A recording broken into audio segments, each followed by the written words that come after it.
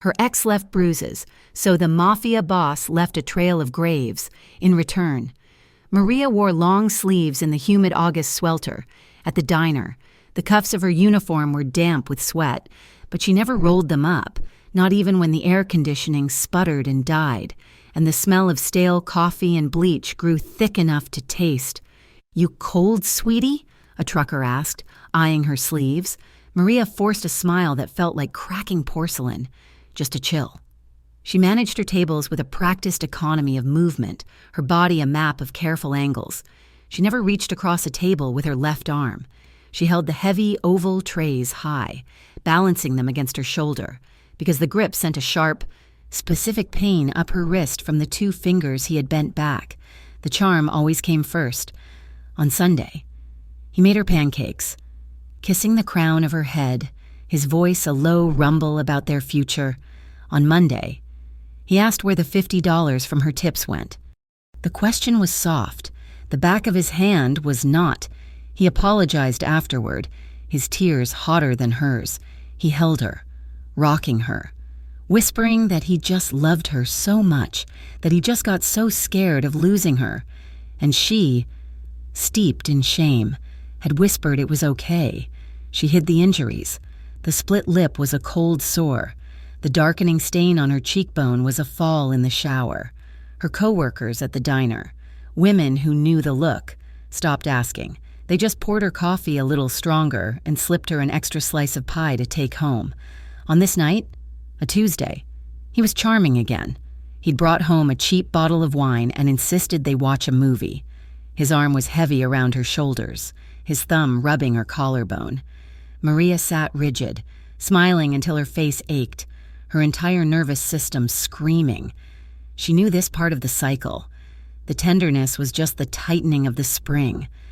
He fell asleep around 11, breathing heavily, his hand still gripping her arm. She waited. 1 hour? 2. At 1 in the morning, she slid inch by inch from beneath his arm. The deadbolt on their apartment door was loud. The snick of it retracting sounded like a gunshot in the silence. She froze. He only grunted and rolled over. Maria didn't pack a suitcase. She grabbed a thin duffel bag from the back of the closet. She took the $88 from the pickle jar, her spare diner uniform, and a small porcelain bird her grandmother had given her. Nothing else. No photos, no keepsakes, just the bird and the cash. She crept down the hall to the elevator, her heart hammering against the ribs he hadn't bruised yet. She pressed the button. The silence of the hallway was deafening. Her phone vibrated.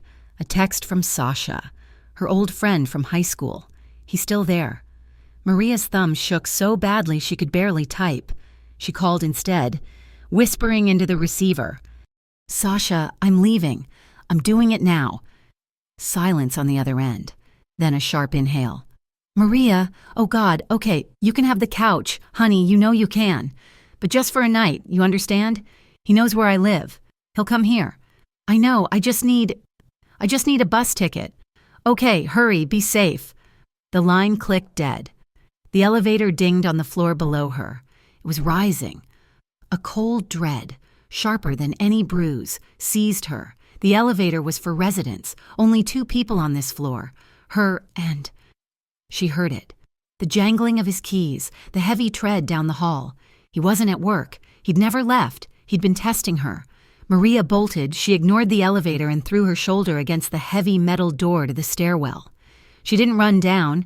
She half fell, catching the railing, her sneakers skipping steps. She hit the lobby and didn't look at the doorman, sprinting past him and into the humid midnight street. "Maria!"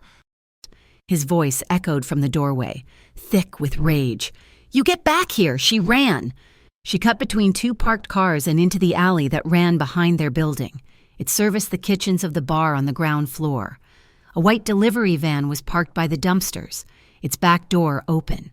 The driver was visible in the cab, illuminated by his phone, arguing loudly. Maria didn't think. She climbed into the back of the van, pulling her duffel bag in, and crawled behind crates of lettuce and boxes of napkins. She pulled a dirty tarp over herself. She heard his footsteps on the pavement. "I saw you, Maria." You think you can hide from me?" The driver in the cab finished his call, cursed, and slammed his door. Maria held her breath. The van's engine rumbled to life. The back doors slammed shut, pitching her into absolute, suffocating darkness. The van lurched forward. She lay there, smelling diesel and rotting iceberg lettuce, and cried silently as the vehicle pulled onto the highway, leaving the only life she knew behind. She must have passed out. When the van finally stopped and the doors opened, gray dawn light flooded the compartment. The driver, a man in his 50s, stared at her. "The hell?" Maria scrambled out, tumbling onto the pavement. "I'm sorry. I'm so sorry. I needed—" He just looked at her face, at the old yellow bruise and the new red mark, and sighed. "Get out of here, kid. I didn't see nothing." She was in a part of the city she didn't recognize. The buildings were brick, old, with fire escapes zigzagging down their faces. It was run down, but not derelict. There was a bakery emitting the smell of fresh bread, a butcher shop, a small market. And in the center of the block, holding it all together, was a restaurant, Romano's. Unlike the other storefronts, its brass was polished. The windows were spotless. Through the glass, she could see white tablecloths and dark wood. 2 men in dark, impeccably tailored suits stood near the entrance. They weren't bouncers. They were watching. They watched the street, the cars, the woman buying oranges at the market. They saw Maria, and their eyes lingered, assessing, before dismissing her. A black sedan, the kind that cost more than a house, pulled up. The men straightened. A man exited Romano's. He was tall, dressed in a black suit with no tie, his white shirt buttoned to the collar. He couldn't have been older than mid-30s, but he moved with an absolute, unnerving stillness. He didn't look at the street, but the street quieted for him. The baker, wiping his hands on his apron, gave a short, respectful nod. The men in suits opened the car door. The man paused, glanced at the bakery, and then his eyes, dark, unreadable, swept the block. Maria felt the weight of his gaze even from 50 yards away. People lowered their heads. He got in the car, and it pulled away, silent as a shark. The adrenaline that had kept Maria moving for 12 hours evaporated. The pain, which had been a dull roar, became a screaming fire. Her ribs ached, her wrist throbbed. The $88 felt like useless paper. She was alone. She was marked. She was hunted. She stumbled into an alley between the bakery and a closed laundromat, sinking down behind a stack of empty crates. The trembling started, a full-body convulsion she couldn't stop. She curled into a ball, buried her face in her knees, and waited for the world to end. Luca Romano did not like surprises. He liked his ledgers balanced, his kitchens clean, and his neighborhood quiet. He was doing a final walkthrough of the restaurant's back alley, checking the locks himself, a habit from poorer days. When he heard the sound, it was a whimper, thin and animal. Sal, his driver, waited by the sedan. "Boss, something wrong?" Luca ignored him. He stepped past the dumpsters, his polished shoes silent on the cracked pavement, under the single, flickering street lamp. He saw her, a bundle of dirty clothes and dark hair. She was curled up, bleeding from a fresh split in her lip. Her diner uniform was torn at the shoulder. He saw this, clinically. But then he saw the marks on her throat, the distinct finger-shaped bruises. Something unfamiliar shifted in his chest. It wasn't pity. Pity was useless. It was a cold, territorial anger. This was his block. This kind of mess was not permitted. "Sal," Luca said, his voice low and calm. "Get her up." Sal moved, hooking his arms under hers. She cried out, a thin, terrified sound. "Sir, we call the police?" Sal asked. Luca looked at the bruises again. He knew what police did. They took a report. They asked questions. And then they sent women like this right back to the man who did it. "No police," Luca said. He slipped off his heavy wool suit jacket. "The house on Vine Street." He draped the jacket over her shaking shoulders. She flinched, hard, as if expecting a blow. He kept his hands slow, visible. The jacket swallowed her. He handed Sal a thick fold of cash. "Call Mrs. Bianco. Tell her to open the kitchen. I want broth, bread, and a robe, now." Maria woke up in a bed, not a couch, a bed with sheets so soft they felt like water. The room was simple, clean, painted a soft gray. There was a dresser and a locked door. A man was standing near that door, the man from the black car. She scrambled backward, pulling the sheets up, her heart leaping into her throat. "Easy," he said. His voice was quiet, with a rough edge, like stones settling. "You're safe." "Where am I? Who are you?" Her voice was a croak. "My name is Luca. This is a safe place. You were in the alley." He didn't move closer. He respected the space. On the dresser, she saw folded clothes, gray sweatpants, a thick black t-shirt. There was a glass of water. I don't have any money," she whispered, the old, familiar shame washing over her. "I'm not asking for money," he said, his tone steady. There was a knock. An older man with a medical bag and the smell of whiskey on his breath entered. "Mr. Romano, this is her?" "Dr. Alessi," Luca said. "Check her ribs." Maria flinched, but the doctor was practiced. "Just breathe. Kara, let's see." His hands were gentle but firm. "Two are cracked, not broken. You were lucky." He applied a salve to her lip and taped her ribs tightly. He worked as if she were a piece of furniture, but his touch was not unkind. He finished, nodded to Luca, and left. Luca stepped forward then. Just one step.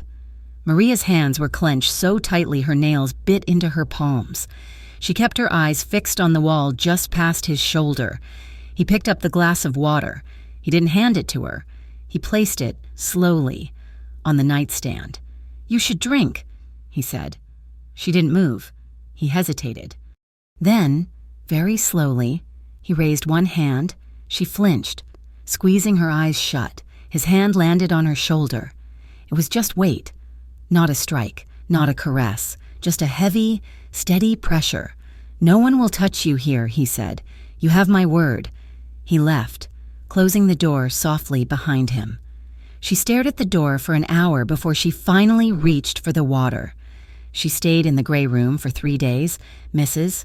Bianco, a stern woman who never spoke, brought her trays of food, broth, pasta, soft bread. Maria ate. She slept. Luca had given her a simple burner phone. "For emergencies," he'd said. On the 3rd day, it buzzed, a text from a number she didn't recognize. She opened it. It was from Sasha. "M. He was here. He was at my apartment. He broke the door. He tore my place apart. He knows you ran. He said he'll find you. He said you're his property. M. I'm scared. I'm going to my sister's. Be safe." The phone slipped from her fingers. The room, which had felt safe, suddenly felt like a trap. Luca found her an hour later, sitting on the floor, phone in her lap.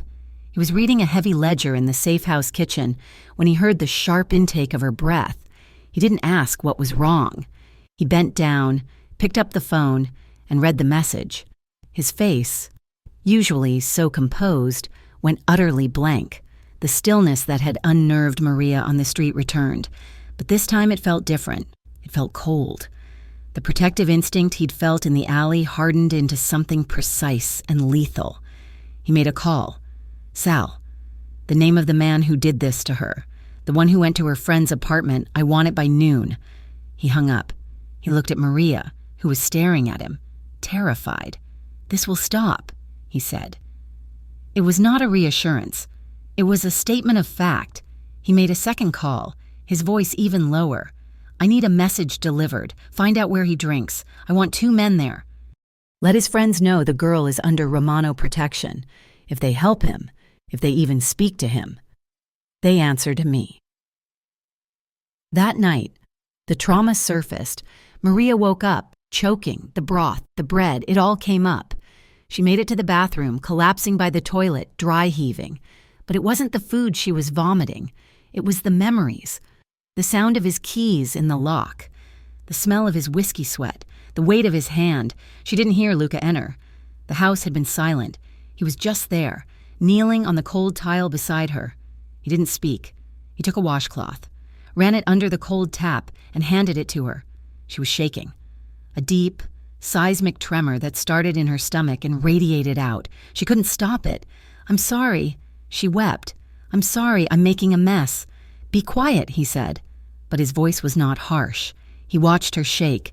Then, gently, He brushed a damp strand of hair from her cheek.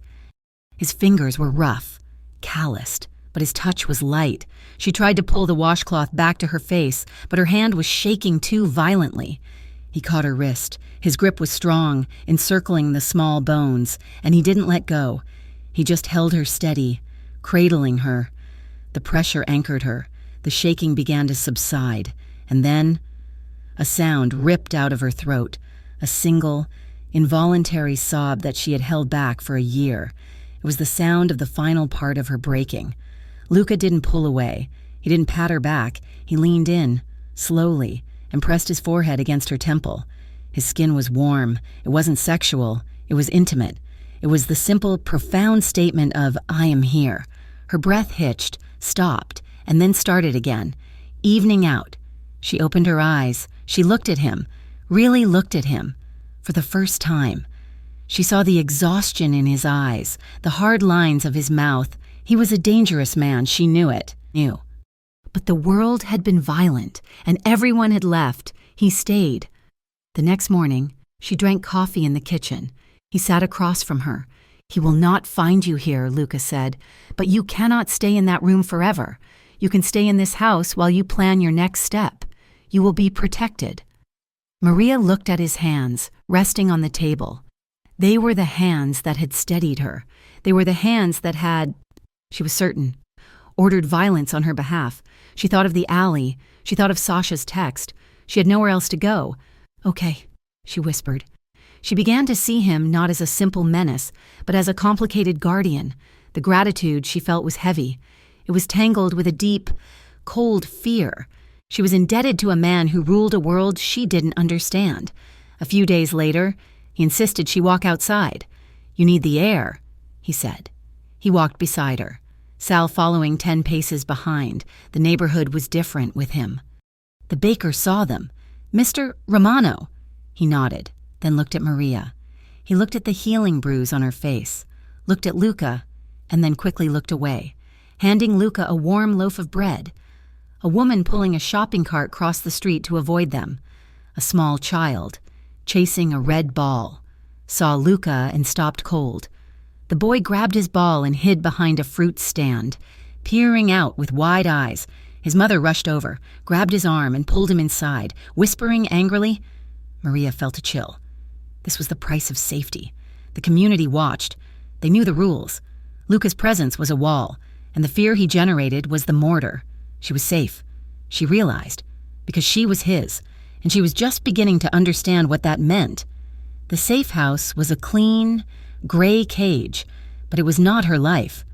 Maria learned the rules of Luca's world in small, quiet snapshots. His inner circle was small, built on history rather than fear. There was Nico, his lieutenant, a man who moved with the sharp, precise energy of a scalpel. He organized the routes, the payments, the messages. He looked at Maria not with malice, but with a cold assessment, as if she were a volatile explosive added to a stable equation. Then there was Angelo, the head cook at Romano's, a man with flour in his gray hair and sadness in his eyes. He remembered Luca as a boy. "Luciano," he'd said to Maria one afternoon, pushing a plate of fresh cannoli toward her in the restaurant's kitchen. He was always dragging things home, birds with broken wings, stray cats, his mother. She despaired. "We have no food. Luciano," she'd say, and he'd say, "Then I will find some." Angelo smiled, a sad, distant expression. He's a good man. He just learned to protect what mattered to him in a hard way. And there was Elena, a nurse who moonlighted for Luca's organization. She came to the safe house to check Maria's ribs, her touch far more practiced than the drunken doctor's. "He pays well," Elena said, wrapping Maria's torso with fresh bandages. "Usually, it's men. Stupid arguments, broken hands, sometimes a bullet graze. You," she said, looking at Maria's face, "you're different. He's never asked me to make a house call for someone. Lost." Elena's gaze softened. "He seems worried. I've never seen him worried." Each person was a different facet of the man who held her. Nico was his blade. Angelo was his memory. Elena was his quiet, practical mercy. It softened the image of the man who had ordered violence, painting him as something more complex than a monster. Maria saw Luca mostly at night. He would return to the safe house, his suit smelling faintly of cigar smoke and the cold night air, and they would sit in the kitchen, not speaking, just sharing the silence. One night, she finally asked the question that sat heavy on her ribs. "Why?" she asked, her voice small. "Why this life? Why protect me?" Luca was quiet for a long time, staring into his coffee. "My father," he said, his voice flat, "used his hands for two things, breaking bottles and breaking my mother." Maria's breath caught. "I was 10 years old," Luca continued, his eyes distant, fixed on a memory she couldn't see. "He'd been drinking for 3 days. He hit her, and she fell, and she didn't get up right away. I grabbed a kitchen knife. I told him I'd kill him." He paused, a muscle working in his jaw. "He just laughed. He took the knife from me. But he stopped hitting her. He stopped for a whole week." He looked at Maria, his gaze intense, devoid of self-pity. "I learned very young that the law doesn't come into houses like mine. Maria, the police don't stop men like that. The only thing that stops a man who uses his fists is a man who is willing to use them harder. Loyalty is the only law that ever kept anyone safe. He put his hands on you, so I put my hands on him." He was not endorsing his violence. He was merely explaining it. It was a code, loyalty above law, and she, terrified and broken, found a dark, unsettling part of herself understanding him. The physical healing was slow. The cracked ribs made it hard to breathe, but it was the tremor in her hands that wouldn't stop. The sound of a door closing too fast. A voice raised in the street. It sent her back to the apartment floor, cowering. Luca noticed. "You're still flinching when I pour coffee," and he said one morning, "You need to talk to someone." "I'm not talking to a state shrink," she said, wrapping her arms around herself. "They'll ask questions. They'll send me back." "You're not," he said. "You're going to the Apertura Community Clinic. It's a counseling center. We support it." The clinic was discreet, located in the basement of a church. The waiting room had pale green walls and magazines that were 2 years old. Maria went into an office with a kind-faced woman. Luca stayed outside. He looked impossibly large in the small plastic chair, a man of lethal stillness forced into mundane waiting. He picked up a magazine, stared at it, and put it down.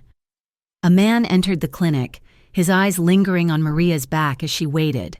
He stared, his gaze oily and assessing. Luca didn't look up from his magazine. "Keep walking," he said, his voice a low, quiet rumble. The man startled, his eyes snapping to Luca. He paled and hurried down the hall. When Maria came out an hour later, her face was pale, her eyes red-rimmed. The act of speaking the truth aloud had drained her. She stumbled slightly. Luca stood instantly. He put a steadying hand on her knee, a simple, grounding touch. "You're okay," he said. As they walked to the exit, the man from the waiting room was standing near the door, pretending to read a flyer. Luca's arm moved, settling at the small of Maria's back. It wasn't possessive. It was a sweep, a protective gesture that guided her past the man and out the door, shielding her with his own body. Maria felt the warmth of his palm through her shirt. It was the first time a man had touched her in public to shield her, not to brand her. It was a new kind of touch, steady, non-threatening, and it sent a strange, warming pulse through her. That night, she couldn't sleep. The safe house, which had been a sanctuary, now felt like a cage. She needed air. She found the stairs to the roof and pushed the heavy door open. The city skyline glittered, a field of distant, indifferent diamonds. She stood by the ledge, letting the wind pull at her hair. Couldn't sleep either, she jumped. But it was only Luca. He walked over, standing beside her, separated by a few feet of respectful silence. "I own half this block," he said, not as a boast, but as a confession. 2 restaurants, the apartments on Vine, the bakery. I have influence. I have power. And most nights, I feel completely hollow, empty." And he looked at her. "It's all just moving pieces, until you—" Maria looked down at her hands. "I used to dream of just being invisible. I'd walk to the diner and pray that he wouldn't see me, that nobody would see the bruises. Now, I am invisible, and I've never been more terrified. They exchanged stories in the vulnerable quiet of 3 a.m. She told him about the small porcelain bird her grandmother gave her, the only thing she'd packed. He told her about his first real job, sweeping floors at Angelo's bakery, and how he used to steal day-old bread for his mother. The air between them shifted. The space of 3 feet felt charged. "Your hands are shaking," he said. "They're always shaking." He reached out, his hand open. "May I?" She stared at his hand. It was the hand that had ordered violence, the hand that had steadied her in the bathroom. She hesitated, then slowly, she placed her trembling hand in his. His grip was firm, warm. He didn't just hold it, he laced their fingers together. His thumb stroked the back of her hand, a slow, calming rhythm. He turned her hand over, his gaze tracing the lines on her palm. Then he bent his head and pressed a soft, reverent kiss to the center of her palm. Her breath hitched. She met his eyes. He was watching her, his expression raw, open. He leaned in, giving her every chance to pull away. She didn't. He kissed her. It was long and impossibly soft. It was not a kiss of hunger or possession. It was a kiss of healing. His mouth was gentle, his other hand coming up to cup her jaw, his thumb brushing her cheek. Her hands found his chest, gripping the fabric of his shirt. He pulled back just enough to press his forehead against hers, their breath mingling in the cold air. Maria trembled. It was a different kind of tremor, not of fear, but of release. The tension she had held in her body for a year finally broke. She sagged against him, and his arms came around her, holding her securely. He didn't try for more. He just held her on the rooftop, under the light of 1,000 distant windows. The next day, the sweet afterglow of the rooftop kiss shattered. Luca had taken her to Romano's for lunch. It was her first time in the dining room, a quiet back booth. She felt almost normal. Then Nico entered, his face granite. "Boss, you need to see this. Outside." Luca was on his feet instantly. He put a hand on Maria's arm. "Stay here." But she followed him. She had to. The large, beautiful mural of an Italian vineyard on the restaurant's side wall was destroyed. Vicious slashes of red spray paint covered the grapes and hills. And in the center, nailed to the brick, was a single cheap, black high heel, the kind a waitress wore. Maria's blood ran cold. "It's him," she whispered. He's telling you I'm..." "He's telling me he knows where you are," Luca finished, his voice dangerously quiet. The man who had been vulnerable on the rooftop was gone. In his place was the boss, his face hardened, his eyes turning cold and flat. "He's tracing my protection to you." Back in the safe house, the air was thick. Maria paced. The image of the shoe burned into her mind. "This is my fault," she said, her voice shaking. "I brought this to you. I've put you in danger." "He put his hands on you," Luca said, his voice clipped. "Then he threatened what is mine." "I am not what is yours," she yelled, the sudden force surprising them both. "I am not a possession. I am not your territory. You are under my protection," he shot back. "In my world, that is the same thing." She stopped pacing. She looked at him, at the absolute certainty in his face. She resented the trail of threats that followed her, but a dark, undeniable part of her realized the depth of his resources. The police hadn't protected her. Sasha couldn't. This man could. She was wrestling with the moral cost of accepting help that required loyalty to a man capable of such profound violence. He made the call that afternoon. "Find the one who held the spray can. I want his name." The information came back in 2 hours. One of the ex's minor associates, a local man with a loud mouth. Luca told Maria they were going to the bakery. "Why?" she asked, her stomach twisting. "You're getting bread," he said. His tone left no room for argument. He wanted her to see. The bakery was warm, smelling of anise and yeast. The man was there, sitting at a small table, bragging to a friend. Luca and Nico entered. The cheerful chatter in the shop died instantly. Luca walked to the man's table. He didn't raise his voice. "You like painting?" he said. It was a statement. The man looked up, his face draining of color. Mr.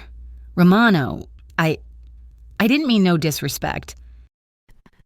You brought garbage to my street, Luca said. He looked at the counter, where Angelo's nephew was pulling a heavy, scalding metal tray of fresh ciabatta from the industrial oven. Nico grabbed the man's arm, twisting it, forcing his hand flat on the table, palm up. The man yelped. Luca picked up a pair of metal tongs. He didn't look at the man's face. He looked at his hand. You used this hand. He picked one of the steaming hot loaves off the tray and, with a quick, deliberate motion, pressed it firmly into the man's open palm. The man screamed, a wet, agonizing sound that was cut short. Luca dropped the bread. Tell your friend, he said, his voice a cold whisper, that he is not welcome in this city. Tell him the next time he sends a message, I will send one back in a box. They left. The neighborhood stared, silent. The baker, his hands shaking, quickly began mopping the floor. Maria was by the car. She had seen it through the window. She was trembling, sickened, her romantic warmth from the rooftop cooling rapidly into a familiar, stark fear. This control, this casual brutality, it was the same force that had broken her. It was just pointed in a new direction. That night, the tension in the safe house was a physical thing. Maria was in her room, her small duffel bag open on the bed. She was packing the few things she had. Luca entered without knocking. Where are you going? I can't, she whispered, her back to him. I can't watch that. What you did, I am what I am, he said, his voice hard. I did it to protect you. That wasn't protection, she cried, spinning around. That was awful. I'm sick. He looked at her, and for the first time, she saw a crack in his composure. He looked almost lost. Is that what you saw? He took a step toward her. She flinched, a full-body recoil, her hands coming up to shield her face. Luca froze. The color drained from his face. The realization hit him. She saw the man in the bakery. She saw her ex, Maria. His voice was thick. He held up his hands, palms forward. Look at me. She lowered her arms, tears streaming down her face. I will never, he said, his voice raw with an emotion she couldn't name. Use these hands on you, ever. I swear it, on my mother's grave. The air crackled. The fear was still there, but now it was tangled with the memory of the rooftop, of his hand on her knee. He didn't move. He waited. She was the one who crossed the distance. It was a clumsy, urgent movement. She put her hands on his chest, her fingers gripping his shirt. I don't know who you are, she whispered. I know, he said. He kissed her. It wasn't soft like the rooftop. It was urgent, messy, full of the day's fear and violence. It was a desperate claim, but it wasn't violent. It was a plea. Stay, he whispered against her mouth. Please, stay. He led her to the bed. His hands, the same hands that had ordered the man's torment, were hesitant. He kissed her shoulders. He whispered reassurances against her neck. His fingers explored her arms, her waist, with a tenderness that felt clumsy, as if he was relearning how to touch. She met his kisses with a desperate need of her own. She needed to feel safe. She needed to overwrite the violence of the day. The scene was not about passion. It was about a clumsy, desperate need for emotional safety. It was about her expressions. Her eyes squeezed shut as she processed the touch, and his, intent and almost reverent. She was consenting not just to him, but to the idea that touch could be safe, even when it was this intense. Afterward, he pulled the blankets over them. He didn't leave. He held her. Maria rested her head on his chest, her ear pressed against his ribs. She listened to his heartbeat. It was steady, strong, and deeply dangerous. And for the first time in over a year, she slept through the entire night. She woke in the gray light of morning. She was alone in the bed, but the pillow next to her still held the indent of his head. The feelings flooded in. Safety, because she had slept. Shame, because she had slept with him. A deep, undeniable desire for him to return. And worry. She had slept with the man who had just maimed another man in public. She sat up. She realized she couldn't just be a passenger in this war. She couldn't let him fight for her, or she would become exactly what he'd called her, his territory. She had to decide whether to let him shield her with violence, or whether to take action herself. Maria got out of bed, pulled on her clothes, and went to the kitchen. She found a pen and a paper napkin. She sat at the table, the morning sun hitting her face, and began to draft a plan. Step 1, get a new name. Step 2, find a lawyer. She was done hiding. She was going to reclaim her life. Maria stopped hiding. She used the resources Luca offered, but the decisions were her own. The first step was erasing the woman who had been a victim. A quiet man in a suit, introduced only as Arthur, met her at the safe house. He was not a lawyer from a billboard. He specialized in disappearances. We will file for a new Social Security number, citing identity theft and domestic threat, he explained, his voice dry as paper. A new driver's license, a new name, if you wish. I want my name.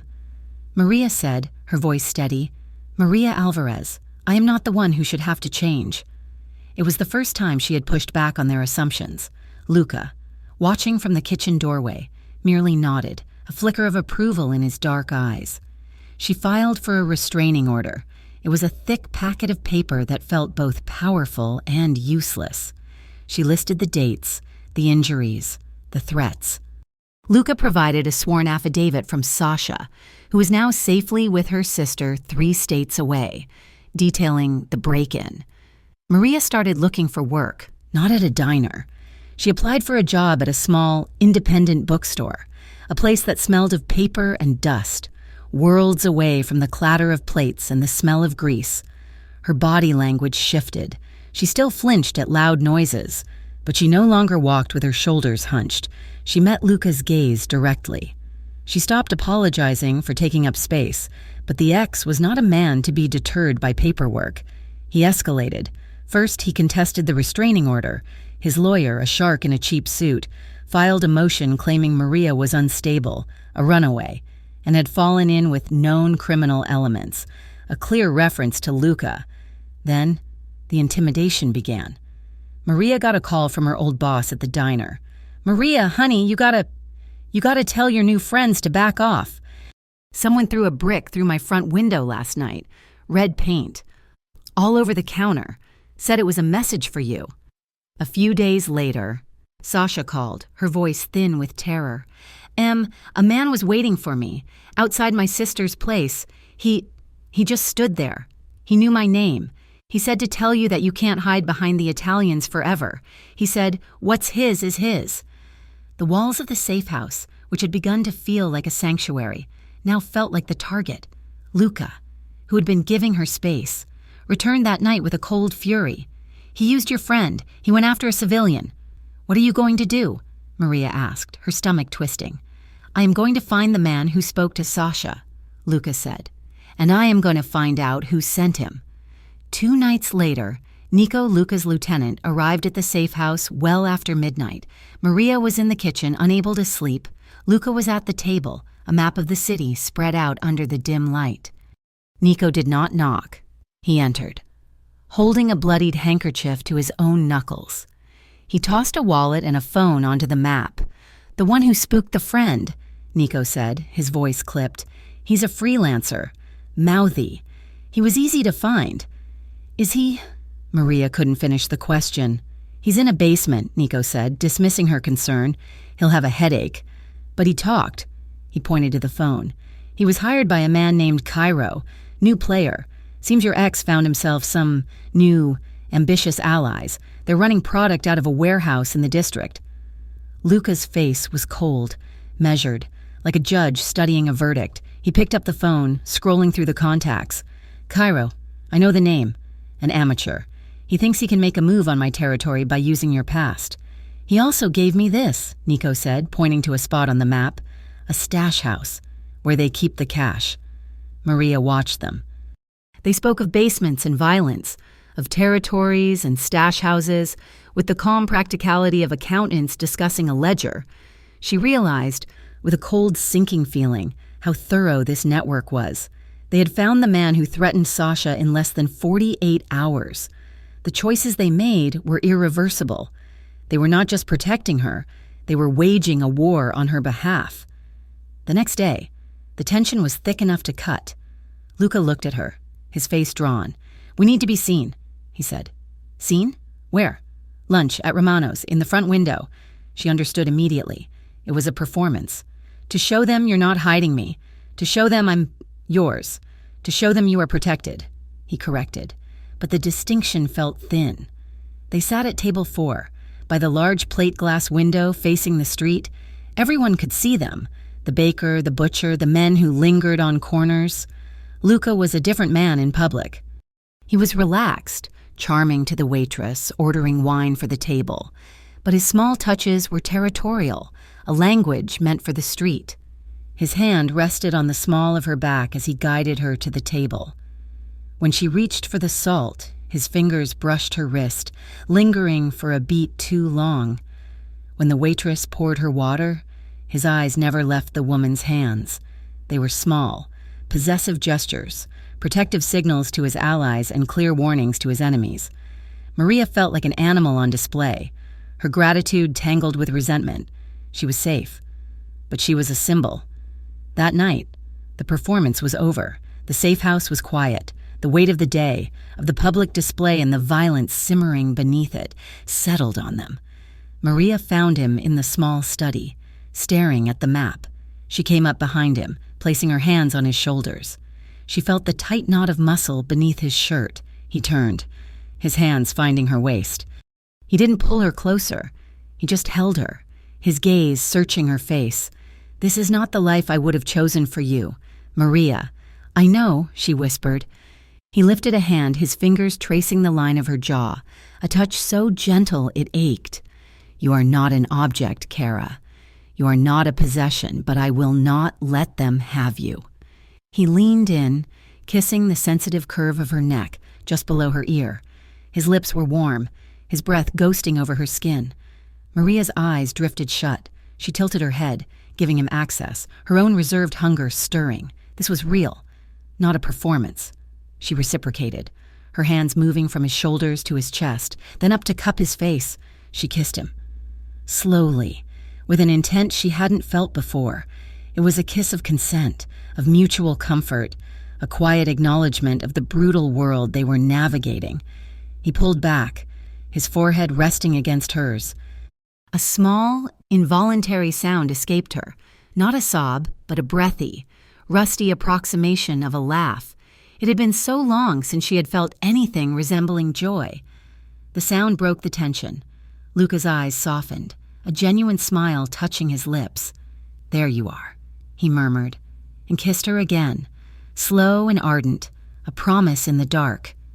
A few days later, Maria knew she had to do something for herself. There was one piece of her past she'd left behind, a small silver key to her sister's house, hidden under a loose floorboard in her old apartment. It was a symbol, a connection to the only family she had left. She told Luca. He was silent for a full minute. "It's too dangerous," he said finally. "I'm not asking for permission," Maria said, her voice quiet but firm. "I'm telling you, I need to do this. I need to know I can go back and face that place." He saw the resolve in her eyes. "You will not go alone. Nico will drive. I will be 2 blocks away. You have 5 minutes, no more." The drive back to her old neighborhood was suffocating. The buildings looked the same, but she was different. Nico parked in the alley. 5 minutes, he said, his hand resting on his jacket. She slipped into the building's service entrance. The apartment was empty. He hadn't been back. The air was stale, smelling of old wine and his cologne. Memories flooded back. The sound of the television, the specific creak of the floor when he was angry, the dread. She confronted the shame of why she stayed, the fear, the isolation, the hollow hope that he would change. She went to the bedroom, pried up the loose floorboard, and there it was, the small silver key. She was about to leave when she saw her sister's number written on a notepad by the phone. On impulse, she called, "Hello?" Her sister's voice was sharp, wary. Anna, it's me, Maria. Silence. Then, Maria. Oh God, are you okay? I heard. He came by. I told him I didn't know where you were. I'm safe. Anna, I am. I wanted to hear your voice. Why did you stay with him so long? Em? Her sister asked, the old argument rising. I told you. I know, Maria whispered, tears welling. I was scared. I'm sorry. Be safe, Maria. I can't be involved, but I'm glad you're out. Call me when you're free. Really free. The line clicked. It wasn't forgiveness, but it was conditional support. It was a start. She ran from the apartment, clutching the key, and didn't look back. That night, Luca presented her with the moral cost of her new life. Arthur, the lawyer, was with him. We have an opportunity, Luca said, his voice level. The man Nico spoke to, the one who threatened your friend. He's tied to Cairo, and Cairo is tied to one of your ex's associates, a man named Peterson, who manages his money. Arthur has found a way to link Peterson to fraud, Luca continued. But the case is weak. It needs a witness. Someone who can testify to the pattern of intimidation and financial control. Me, Maria said. It's a smear case, Arthur clarified. It would ruin Peterson. It would cut off your ex's money. It would legally unmake his network. Maria felt cold. But to do that, I'd have to testify. In public. They'd ask how I got this information. You would be admitting, publicly, that you are connected to me, Luca said. It will draw danger. It will paint a target on you, but it will also cripple him. She wrestled with it. She feared being seen as complicit in Luca's world, a tool in his war. But she also saw the chance. This wasn't just a restraining order. This was a way to actively dismantle the network that had protected him, the very system that allowed him to hurt her. Before she could answer, Luca moved on. The stash house, he said, turning to the map. Nico confirmed it. It's where Cairo and your ex's crew are meeting tonight. We're not waiting for them to make another move. We are ending this. Ending this? Maria asked, her voice trembling. We are cleaning the house, Luca said. He didn't want her to watch. She insisted. If this was the price of her safety, she would not hide from it. She sat in a car 3 blocks away, Sal at the wheel, the windows up. She saw nothing but the dark street. She heard nothing. That was the most terrifying part. Nico and 4 other men, dressed in black, had entered the building through a back roof access. 10 minutes passed. Maria counted every second. Then, 3 black vans pulled up to the building, silent as hearses. The men emerged. It was efficient. There was no gunfire, no sirens, just a quiet, brutal strike. Maria saw them carry 2 heavy bags from the building. She knew, with sickening certainty, that they were not full of cash. The vans drove away. Nico's car pulled up. Luca got out and walked to her. She was outside the car, leaning against the cold brick, her stomach twisting.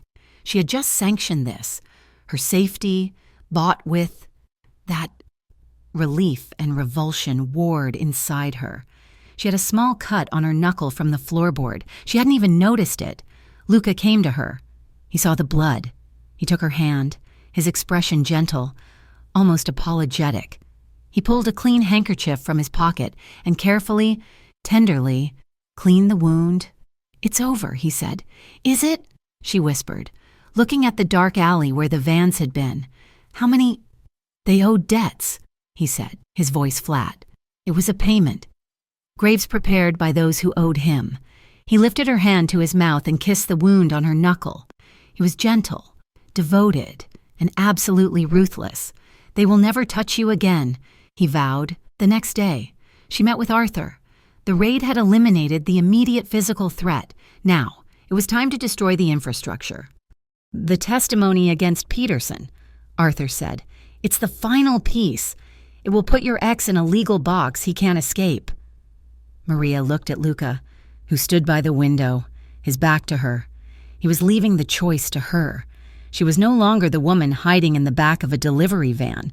She was not the woman who flinched at a raised voice. She was a woman who had seen the cost of her safety and was willing to pay her share. She picked up the pen. I'll do it. she said. She signed the paperwork, her heart pounding against her taped ribs. She was agreeing to step into the light, to face him in court, to use the very system that had failed her. Luca came over and placed his hand over hers, clasping it like an anchor. The preparation for the testimony was its own kind of violence. Maria sat in a sterile conference room with Arthur, the paper-dry lawyer, and a counselor named Dr. Hayes, whose gentle voice felt abrasive against Maria's raw nerves. They rehearsed her testimony for 3 days. Miss Alvarez, please state for the record the nature of your relationship with Mr. Peterson. He was a friend of my ex-boyfriend. He handled his money. And did you witness Mr. Peterson engage in intimidation on your ex's behalf? Yes. Her voice was small. In what way? Reliving it was like swallowing glass. He was there when he... Maria's hands began to shake. He told me I was lucky. He said if I ever left, my ex had friends who could find me anywhere. He said he managed the accounts and that every dollar I'd ever earned was his, that I was his. Objection, Arthur said, playing the part of the defense. Hearsay. The witness is emotional. You must be calm. Doctor, Hayes instructed, her hands steepled.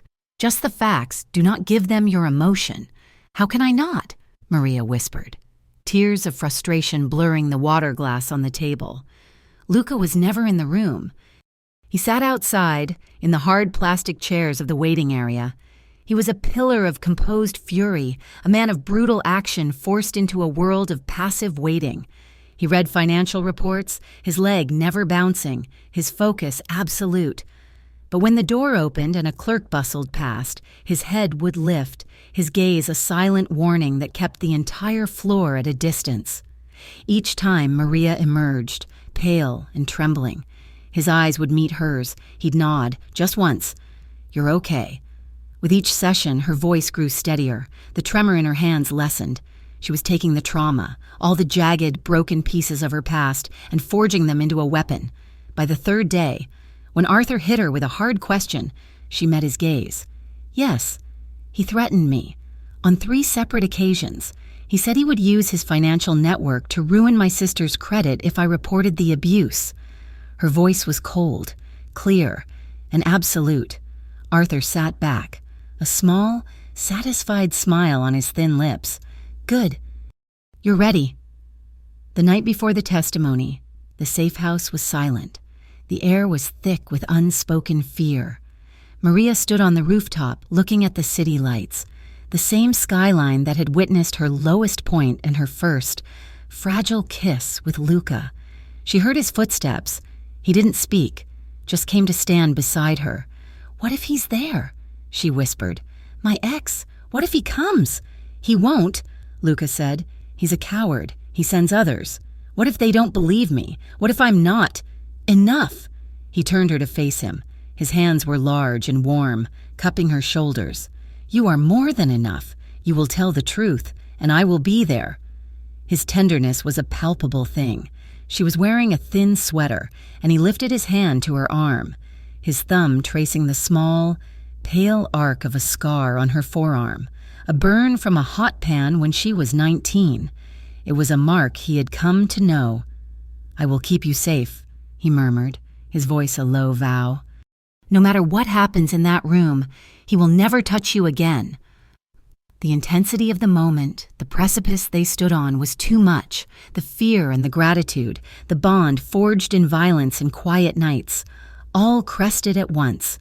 She reached for him, her fingers tangling in the front of his shirt. He kissed her. It was not a gentle exploration. It was an urgent, reverent claiming. It was a kiss that said, you are here. You are alive. His mouth was firm, his hands moving from her shoulders to her back, pulling her flush against him. She answered with a desperate need of her own, her body trembling not with fear, but with a profound, aching need to be anchored. Their lovemaking was a language of whispered fears and fervent promises. His hands were everywhere, tracing the line of her ribs, his fingers entangling with hers, a grip that felt like a lifeline. He was reverent, his kisses soft against her throat, his breath catching. He laid her on the bed, his forehead resting on hers, their breath mingling. It was not about mechanics, it was about the healing his touch brought. A focused, intentional care that was designed to erase every brutal touch that had come before. He was promising her safety, not with his words, but with the careful, devoted map of his hands. The courtroom was cold, all polished wood and high ceilings, designed to make a person feel small. Peterson, her ex's associate, was at the defendant's table, smirking at his lawyer. Maria walked to the witness stand. Her legs felt like water. She saw Luca. He was sitting in the back row, a dark suit in a sea of beige. He wasn't looking at the judge or the lawyers. His eyes were locked on her, steady, awaiting. Her testimony began. Arthur led her through the facts. Her voice was small but clear. Then, the cross-examination. Peterson's lawyer, a man with a booming voice and cruel eyes, stood up. "Miss Alvarez, isn't it true you left your ex-boyfriend in the middle of the night, taking a significant amount of cash? It was $88. It was my tip money. And isn't it true you immediately fell in with a new man, a man with a reputation, a Mr. Luca Romano?" Maria's blood ran cold. A man who has provided you with housing, clothes, and, I assume, legal counsel? A man known for violence?" "Objection." Arthur was on his feet. "The witness is compromised," the lawyer boomed. "She's not a victim. She's an opportunist. She's lying about Mr. Peterson to protect her new benefactor. Isn't that right, Miss Alvarez? You'll say anything he tells you to." He was gaslighting her, twisting her escape into a crime. She faltered, the old shame washing over her. Her voice was gone. She looked down at her hands, trembling. Then she looked up. She found Luca's face in the crowd. He hadn't moved. His expression was not angry. It was just still. He was a pillar. He knew the truth. He had held her while she shook. He had kissed her scars. He was her anchor. She remembered the life she wanted. The bookstore. Her sister's voice. Her own name.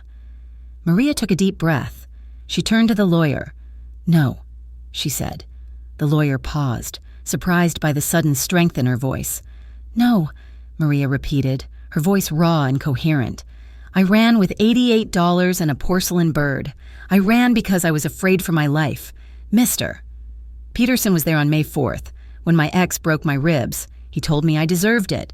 He was there on June 12th, when he locked me in the apartment. Mister Peterson is the one who managed the accounts my ex stole my paychecks from. He's not just an associate, he's an enabler. He's the man who held me down while my ex hit me." The courtroom was silent. The smirk was gone from Peterson's face. Her testimony, raw and undeniable, had cracked open the entire circle of men who had enabled the abuse. That night, it was raining. They left the courthouse through a side exit, the victory feeling hollow and dangerous. Sal was bringing the car around the corner. Luca held a large black umbrella over Maria, his other hand at her back. A dark van, its headlights off, screeched onto the sidewalk, blocking their path. Two men jumped out. Luca's reaction was instantaneous. He shoved Maria behind him, against the brick wall. "Nico!" he yelled. But Nico and Sal were already moving, two shadows detaching from the car. It was a violent, close-quarters clash. Maria saw it in flashes. The rain made everything slick. She heard the wet thud of a fist connecting with a jaw, a grunt of pain. She saw one of the men raise a metal pipe. Nico moved inside the man's arc, a blur of motion. There was a sharp, sickening crack of bone. The pipe clattered to the pavement. The second man, the leader, lunged for Maria. Luca intercepted him. It was not a fight. It was an execution. Luca slammed the man against the wall, his forearm crushing the man's throat. The man's feet dangled. Luca didn't yell. His voice was a cold, lethal whisper, loud enough for only the man to hear. "You were at the court. You watched her. You thought you could touch her." The man gurgled, clawing at Luca's arm. "You tell him," Luca hissed, "that this is the only warning. You come near her again, and the next grave they dig will be yours." He dropped him. The man collapsed to the pavement, choking, the sound of distant sirens. "Boss, we go," Nico said, pulling Luca's arm. They were in the car and gone in seconds, leaving the two men broken on the wet pavement. graves left like markers in the criminal world, back at the safe house. The adrenaline faded.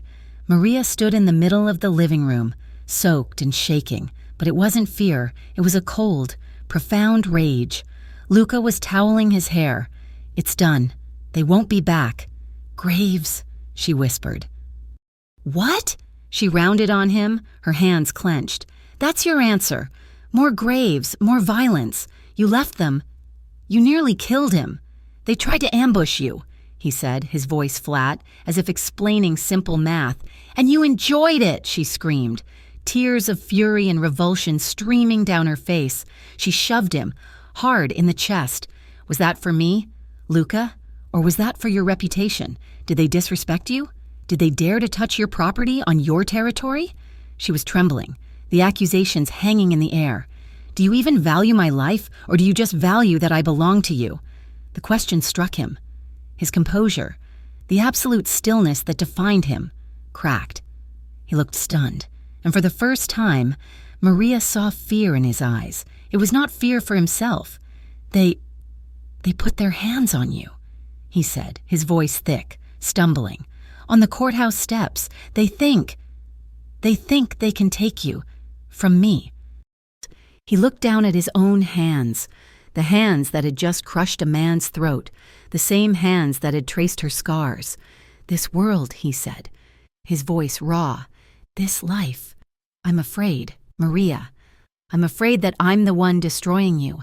I'm afraid my world will be the thing that takes away your chance, any chance, of a normal life, the life you testified for." His confession broke her. The anger drained away, leaving only a deep, shared exhaustion. "We have to be different," she whispered, her hand still on his chest. "I can't live like this. I won't." He nodded, covering her hands with his own. "Okay, we use Arthur. More. We use the law, the way you did." He pulled her closer, his embrace desperate. "It will be slower. It will be harder. But, okay." She sensed the sincerity. It was a promise, a turning point. A man built on violence was offering to walk back his methods for her. Later that night, they made love. It was not the urgent, anchoring passion of the night before. This was marked by a quiet tenderness, a profound apology. His touches were careful, his kisses lingering, as if trying to repair the damage of the night. He was reaffirming his vow, not with violence, but with a gentle, reparative touch that promised a new, different kind of safety. The fragile peace lasted less than 12 hours. The next morning, Nico arrived. His face was granite. He didn't have to say anything. "What is it?" Luca asked, already standing. "The ambush," Nico said. "It wasn't just Peterson's crew. They knew our route. They knew which exit we'd use." "A leak," Luca said. It was not a question. Nico slid a small, burnt-out burner phone across the table. "We found this on the man you spoke to, the call log. The last call he received, 2 minutes before the attack, came from one of our own." Maria felt her stomach drop. "Who?" Nico looked at Luca, his expression pained. "It was Marco, the new driver, the kid Sal vouched for." A betrayal from inside. The ambush wasn't just the ex. It was enabled by the very circle that was supposed to be protecting her. The trust that had been so hard-won fractured. Maria looked at Luca. The rot was inside his walls. The people who saved her were also the ones who had sold her out. The old, familiar impulse surged. Run. She had to decide. Could she stay in this protective orbit knowing it was compromised? Or was it, finally, time to leave again, to trust no one but herself? She watched Luca. His face was a mask of cold fury, but his eyes were filled with a deep, personal pain. He had been betrayed by his own. She thought of running. She thought of the $88 and the alley. She was not that person anymore. Running meant he won. Running meant they all won. "I'm not leaving," she said, her voice quiet but firm. Luca looked up, his relief so profound it was almost a gasp. "But we do this differently," she continued, stepping forward. "No more secrets. No more decisions for me. We do this together. Honesty." "Honesty," he agreed, taking her hand. His grip was an oath. He's right, Nico said quietly. The betrayal. It means they're desperate, but it also means they see you as a pair. Luca nodded, his gaze fixed on Maria. Then it's time we stop hiding it. It's time we make our next move, together in public, where everyone can see. The part closed not on a kiss, but on a shared look of grim resolve. They were no longer a boss and his ward. They were partners, planning their first public move in a war they now had to fight from within. The public declaration was a performance of power. It was a charity dinner for the Apertura Community Clinic, hosted in the main dining room of Romano's. The room was packed with the neighborhood's elite, shop owners, local politicians, old men who had known Luca's father, and their wives, dressed in expensive silks. Maria wore a simple, deep blue dress. She felt the weight of 100 gazes. For weeks, she'd been a ghost, a rumor. Tonight, she was a statement. Luca's hand was a permanent, warm pressure at the small of her back. He introduced her, his voice low and proud. "This is Maria Alvarez." He didn't say, "The woman I am protecting." He didn't say, "The victim." His tone said, "My partner." The whispers stopped. The neighborhood, a living, breathing entity, recalibrated its understanding. After the main course, Luca stood. The room went silent. "We are here tonight," he said, his voice carrying easily, "to support the clinic, to support rebuilding. This neighborhood understands that safety is not passive. It must be built, and it must be defended." He looked directly at Maria. "Tonight, Romano's is making a donation of $50,000. A wave of polite applause. It is made in the name of Maria Alvarez, who understands the cost of safety and the courage it takes to rebuild, better than anyone I have ever known." It was a coronation. It was a challenge. It placed a target squarely on her back, but as she met the eyes of the old men watching her, she felt a strange, cold calm. She was done hiding. The backlash was immediate. The ex's remaining allies, enraged by the publicness of the donation, saw it as a final, humiliating mockery. Her testimony had crippled their finances. This public debut was an act of dominance. They planned a catastrophic, desperate retaliation. The warning came not through Nico, but through Angelo, the baker. One of his young apprentices, a distant cousin of the man Luca had burned in the bakery, came to him shaking. He had overheard Cairo's remaining men, bitter and drunk, talking in a back alley. They weren't aiming for Luca's fortress. They were aiming for Maria's new, normal life. The bookstore. Luca took the call in his office. Maria saw his face go white. He didn't speak. He just moved. "Nico, the car, now the bookstore." They sped through the streets, arriving just as the lights in the shop were turning off. It was closing time. "Stay in the car," Luca ordered Maria. "Like hell I will," she said. "Already out." Nico, his eyes scanning the street, saw it first, a duffel bag tucked beside the entryway, wires barely visible. "Boss, we have a problem. Bomb." "Sal, get the street locked down." Luca barked. Just then, the front door of the bookstore opened. A young man, college-aged, was locking up. His name was Leo. Maria had spoken to him about poetry. "Leo!" Maria screamed. "Get back!" The boy looked up, confused, holding his keys. Sal, a big man, was already running. "Kid, move!" Sal tackled him, grabbing him by the shoulders, pulling him away from the door just as Nico fired 2 rounds from a handgun into the bag. The explosion was not a fireball. It was a deafening, concussive whump that blew the entire storefront into the street. Glass, wood, and thousands of pages of burning paper erupted outward. The shockwave knocked Maria off her feet, her ears ringing. Sal had shielded the boy with his own body, but they had been too close. Shrapnel from the doorframe had torn through the air. Maria got up, tasting copper. The street was chaos, and then she saw him, Leo. He was on the pavement, his eyes open, staring at the sky. Sal was beside him, pressing his hands to the boy's chest, but it was useless. Sal looked up at Luca, his face covered in soot and blood. "Boss, he's gone." Maria stared, a minor player, a boy who liked poetry, dead. The imagery of graves returned, the men from the stash house, the man on the courthouse steps. And now, This fresh mound, dug in the middle of her new life. This was the human cost of Luca's war. This was the price of her freedom. She turned to the alley, her stomach twisting, and was violently sick. In the days that followed, the shock hardened into a cold, diamond-hard resolve. Maria was shaken, but she was not broken. Luca had Sal and Nico handling the fallout, the police, the insurance. He tried to shield Maria. She walked into his office, her face pale but her eyes burning. "You will not handle this for me," she said. "Maria, you've been through enough." "His name was Leo," she said, her voice quiet but shaking with intensity. "He was 19. He is dead because they were aiming at me. This is not your war anymore. Luca, it is ours, and I will not hide while you clean up the bodies." She took an active role. She insisted.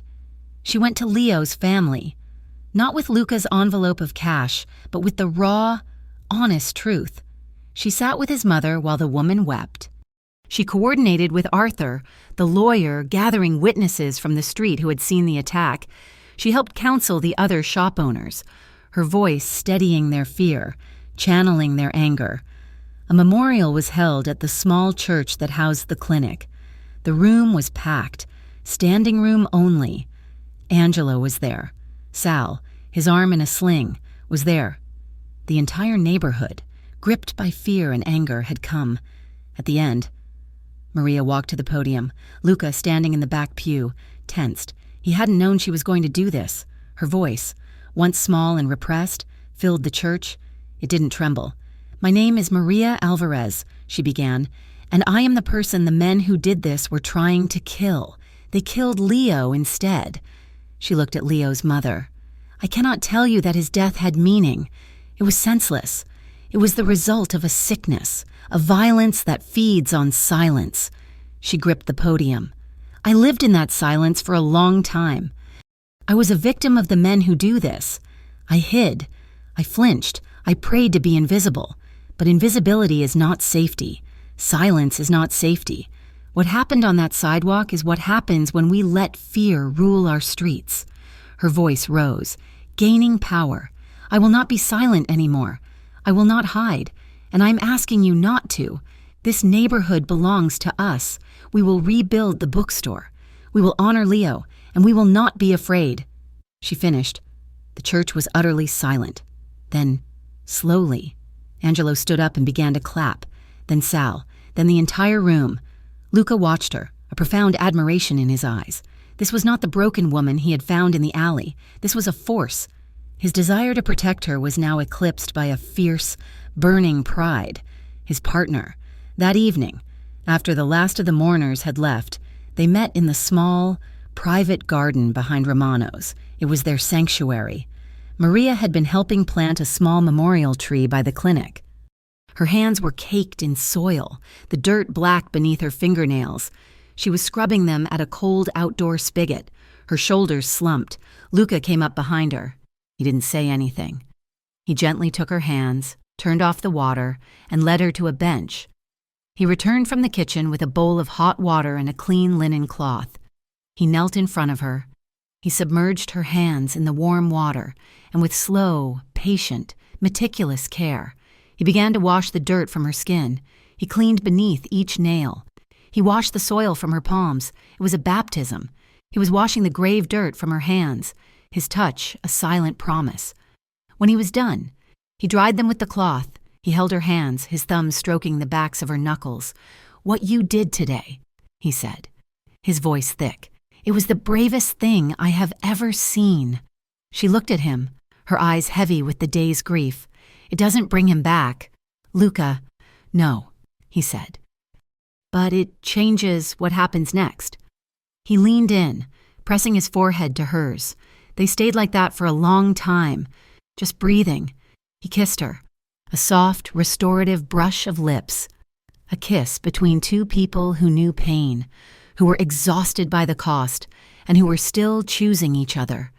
His hands lingered, cradling her face. "I promise to keep you safe," he whispered. "I've been doing it with violence. I've been answering graves with graves. It's not working. It just spreads." He took her clean hand. "I promise you, Maria, From now on, we build alternatives. What you said in that church, we build it so strong they can't tear it down. We protect by building, not by killing." She looked at his hand, the hand that had ordered so much, now offering a new vow. She interlaced her fingers with his. "Okay," she whispered. The first test of that promise came 2 days later. The leak. Marco. The driver who had betrayed their location at the courthouse. Nico brought him to Luca's office. 2 of Luca's oldest lieutenants, men who had run with his father, were there. They represented the old way. "He's a rat," Luca, one of them, Silvio, said, his voice like gravel. "He sold you out. He sold her out. The boy from the bookstore? That blood is on his hands. It's a bullet. Simple." Marco was shaking, weeping. "They had my brother. They said they'd hurt him. I'm sorry, Mr. Romano. I'm sorry." Luca looked at the boy. He saw the terror. He saw the weakness. He looked at Maria, who was standing by the door, watching. Her expression was clear. No more graves. Luca turned to Silvio. "No," he said. The room went cold. "What?" Silvio said. "He is exiled," Luca announced. "Nico will drive him to the state line. His family is protected, but he leaves tonight. If he ever returns, he's fair game. We don't make another grave for a scared boy who was leveraged." Silvio's face turned purple. "This is weakness. She has made you weak. Luca, this is not our way. This is not your father's way." "My father is dead," Luca said, his voice like ice. "And his way is what put that boy in the ground. This is my way. The choice is made." Silvio stared at Maria with pure hatred, then turned and stormed from the room. The other lieutenant following him. The old guard was angry. The foundation of his power was fractured. Maria walked to Luca's side. She put her hand on his arm. He had chosen her. He had chosen the new way. Even at the cost of his own allies, the final move came from the ex. He was cornered. His allies were dead or in hiding. His money was gone. He was revealed to be a pawn, backed by a regional crime figure who had been using him to test Luca's defenses. This figure didn't want blood. He wanted leverage. He arranged a trap. The message came through Maria's sister, Anna. He has pictures of my kids. Your ex. He wants to meet. He said he'll trade their safety, my safety, for one conversation. He wants to meet you at a hotel downtown." Maria told Luca. His first instinct was violence. His second, the new one, was strategy. "It's a trap," Luca said. "He's not alone. This isn't about Anna. It's about you. They want to get you in that room, force you to confess on tape that I coerced your testimony. They want to destroy your credibility, undo the legal case." "What do we do?" Maria asked. "He wants to use a confession," Luca said, his eyes hardening. "We'll give him one, just not the one he's expecting. Arthur is contacting a journalist. We're going to that meeting, but we're not going in for a fight. We're going in for exposure." The night before the confrontation was the quietest they had ever known. The safe house felt small, the city outside waiting. They stood in the bedroom, the weight of the next day pressing down on them. "I'm scared," Maria whispered, her voice raw. "I am terrified," Luca confessed, turning her to face him. He put his hands on her arms. "Not of them, of failing you, of this new way not being enough. It has to be," she said. He pulled her close. Their lovemaking that night was not about passion, but about emotional surrender. It was tender, long, and almost painful in its honesty. He spoke aloud his fears of his world consuming her. She spoke aloud her apology for bringing this war to his door. His hands were a form of worship. He traced the maps of her scars, the old, faded white lines from her ex, the new, puckered skin from the floorboard. His kisses were reverent, vows to remember her pain, to honor her endurance. He was memorizing her. Maria relaxed into his touch in a way she never had before. She let herself be wanted, completely. Without shame or fear, her own hands, no longer caked in dirt, explored his shoulders, his chest, learning his strength as a comfort, not a threat. Their physical closeness was a mirror of their emotional bond. There were no secrets left. In the gray light of dawn, they stood at the window. They were no longer the boss and the victim. They were two people, matured by grief and violence, steeling themselves to face the final confrontation. They were different, they were more alike, and they were ready. The final confrontation was not a clash of steel, it was a game of light. Luca. Arthur and Maria orchestrated the exposure with the precision of a diamond cutter.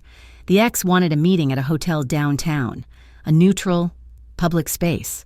He promised Maria's sister, Anna, would be safe if Maria just came and confessed. He believed he was setting a trap. He was walking into one. Arthur had fed the entire file: Peterson's conviction, the ex's history of violence, the failed ambush, the bookstore bombing, to a respected investigative journalist named Sarah Jensen. She, in turn, had brought it to the FBI's Organized Crime Task Force, who were already building a case against the regional figure backing the ex. When Maria walked into that hotel room, she was wearing a wire. The ex was there, flanked by two men who did not look like they were from the neighborhood. They were hired muscle, expensive and detached. "Maria, you look good," the ex said, his old charm acidic. "We just need to clear this up. You're going to sit down and you're going to tell this camera." He pointed to a small device on the table. "That Luca Romano forced you to lie, that he coached your testimony." "And if I don't?" Maria asked, her voice steady. "Then Anna's children have a very bad day." He smiled. Maria sat down. She looked into the camera. "My name is Maria Alvarez." "I was coerced," the ex prompted. "I was coerced," Maria repeated. "For 2 years. By you.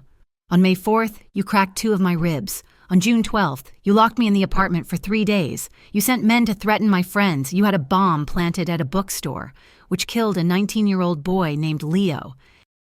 The ex's face went white. "That's not... You partnered with men who traffic narcotics. You used their violence to protect you. But you're not a boss. You're just a bully. And you're done." The ex lunged, his hand raised, the old, familiar motion. The door to the adjoining suite burst open. It wasn't Luca. It wasn't Nico. It was 4 FBI agents in tactical vests. "Hands in the air, now!" The 2 hired muscles froze. The ex looked at Maria, his face a mask of complete, utter ruin. Sarah Jensen, the journalist, was right behind the agents, a photographer capturing the moment the ex was forced to his knees. It was exposure, not vengeance. A coordinated sweep began across the city, targeting the regional figure's entire network. But the new way was still messy. The sweep was not clean. The regional boss, in his own moment of desperation, had anticipated the betrayal. He had files of his own. As the FBI hit his warehouses, he leaked evidence to the local police, evidence of Luca's operations. The police, eager to clean house, moved on Luca's assets. They hit the shipping routes. They raided the back rooms of Silvio's operations. The old guard lieutenant who had already felt betrayed by Luca's new methods. It was a bloodbath of arrests. Luca's infrastructure, the one that had protected Maria, was being dismantled from the outside and the inside. Sal, Luca's loyal driver, the man who had pulled Maria from the alley, was caught in the middle. He was moving Luca's car to a safe location when he was cornered by Silvio's angry, cornered men, who blamed Luca for the raids. The police arrived at the same time. In the confusion, in the crossfire of police sirens and the old guard's desperate, final act of violence, Sal was hit. He died on the pavement, a loyal friend paying the price for a war he had not started, but had faithfully served. The funeral was a quiet, heartbreaking affair. It was not a grand mafia spectacle, but a somber Catholic service in the rain. Maria stood at the fresh grave afterward, watching the dirt being shoveled onto the simple wooden casket. Luca stood 20 feet away, isolated, his dark suit soaked. He had lost his driver, his friend, and a piece of his past. Maria walked over to him, her shoes sinking into the mud. She looked at the fresh mound of earth. "This is the cost," she whispered, her voice hollow. "This is the price of safety. Leo, and now Sal. He pulled me out of the alley. Luca, he was kind." She wasn't accusing him. She was reckoning.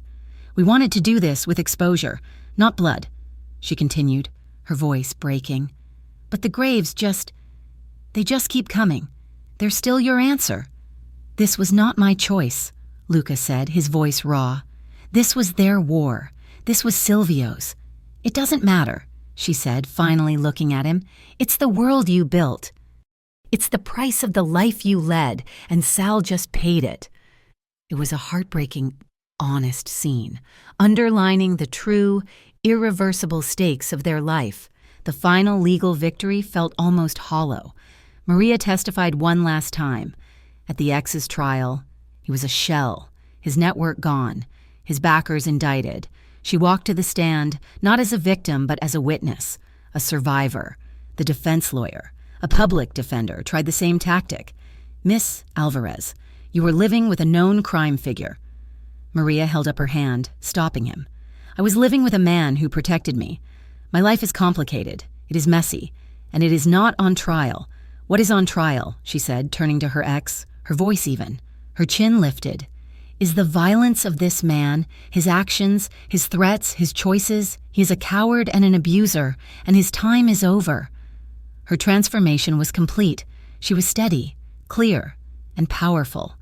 The ex was found guilty, his public standing destroyed, his network in ashes. That night, Luca faced his own reckoning, but it wasn't with his fists. It was in his office, with Arthur and 2 federal prosecutors. "You're dismantling my empire," Luca said, his voice flat. "Your cooperation is required." The prosecutor said. Luca looked at the map on his wall, the map of his territory, his life. He thought of Sal's grave. He thought of Maria's speech at the church. Silvio's operations, the shipping containers, the offshore accounts. Luca said, his voice quiet. "I'll give you all of it. I will dismantle it myself. In exchange, my people, the ones who just run the restaurants, the bakers, the drivers who are left, they go clean, full immunity, and the community clinic, the shelters. They are not to be touched. They are legitimate." It was a painful unmaking of power. He was trading his crown, not for his life, but for the lives of his people, and for a chance at the one thing he'd never had, peace. It was a redeeming intent, born of profound loss. When he returned to the safe house, Maria was waiting. The house felt empty, hollowed out. "It's done," he said. "What's done?" "The empire. I'm giving it to them." She stared at him, seeing not the boss, but the man who had lost everything. "I can't live this life, Luca," she whispered. "The final reckoning. I told you, no more graves, Sal. Sal was the last one. I will not be protected at the cost of more bloodshed. I need a life, a real one, where we trade, where you trade retribution for rebuilding." "I don't know how," he said, his voice breaking. It was the first time she had seen him truly weep. He wasn't crying for his lost power. He was crying for Sal, for the violence he couldn't stop. "It's the only way I've ever known." "Then learn," she said, stepping forward, her hands coming up to his face. "Learn with me, or I can't stay." He argued, he wept, he held her, and then finally, he surrendered. He embraced her, his body shaking. "Okay, no more retribution, only rebuilding. I promise you, I promise." His kisses were an apology. Her kisses were a promise, their fingers pressed to each other's faces, as if memorizing the lines of this new, fragile treaty. They were promising to learn a new way to keep each other safe. Reconstruction began. Luca, true to his word, funded rehabilitation programs for victims of domestic violence. Signing the checks with a steady hand, he pledged the safe house itself, the gray cage that had saved her, to become a community shelter. Run by the Apertura Clinic, he began quietly, legally, divesting from his dangerous operations, pouring the money back into the neighborhood. Maria partnered with local advocates. Her voice, once raised in grief at a memorial, was now a force for change. She helped establish a 24-hour hotline. She secured legal aid funding. She spoke publicly, sharing survivors' stories. Their romance, once forged in fear and protection, now had a shared, quiet purpose. There was one final test, an isolated, vengeful ally of Silvio's, a man who had lost everything in Luca's deal, saw Maria walking home from the clinic one evening. He had a knife. He followed her into the alley. He grabbed her arm. "This is for Silvio, for the old way." Maria didn't scream, but she didn't have to. Angelo, the baker, was cleaning his windows. He saw the scuffle. "Hey," he yelled, grabbing a heavy bread peel. "You get away from her!" A woman at the fruit stand, the same one whose child had hidden from Luca, saw Angelo running. She picked up her phone and dialed the number now plastered on the clinic window, the hotline, the man, seeing he was not in the shadows, seeing a baker with a weapon and a neighborhood that was no longer afraid, shoved Maria and fled. The attempt failed, not because of Luca's violence, but because of community vigilance. The new structures, the ones Maria and Luca had helped build, had held months later. Spring, the city felt new. Maria moved into a small, bright apartment 2 blocks from the clinic. It was paid for by the joint legal settlement funds from the lawsuit against her ex's estate. It was hers. Luca visited. He was no longer in his severe black suits. He wore jeans, a dark sweater. He was no longer a kingmaker, but a man in a simpler, intentional life. He managed the restaurants. He sat on the clinic's board. They walked hand in hand through the Saturday market. The neighborhood no longer feared him. They nodded. Angelo gave him a loaf of bread, clapping him on the shoulder. Luca exchanged a private, easy smile with Maria. He bought her a pear, and she laughed, a sound that was now easy and frequent. That night, in her apartment, they made love. It was gentle, patient, and grounding. There was no desperation, no fear. It was described in the simple, profound language of touch, his hand in her hair, her fingers tracing the laugh lines around his eyes. It was quiet laughter and mutual, uncomplicated regard. It was peace. The final image, dusk. Maria stood at the small memorial in the community garden, a simple stone plaque for Leo and for Sal.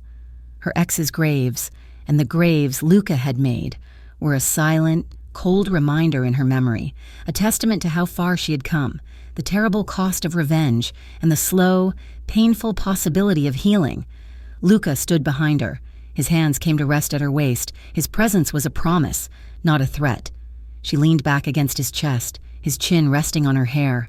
He pressed a soft, lingering kiss to her temple. They were imperfect. They were scarred, but they were chosen. They turned from the memorial, hand in hand, and walked toward a future where protection meant empowerment and where they would continue to rebuild together. Thank you for listening to this story. We would love to know where you are tuning in from, so drop a comment and say hello. For more stories like this, be sure to subscribe to Mafia Romance Stories, and please share your thoughts on Luca and Maria's journey in English. We read everyone.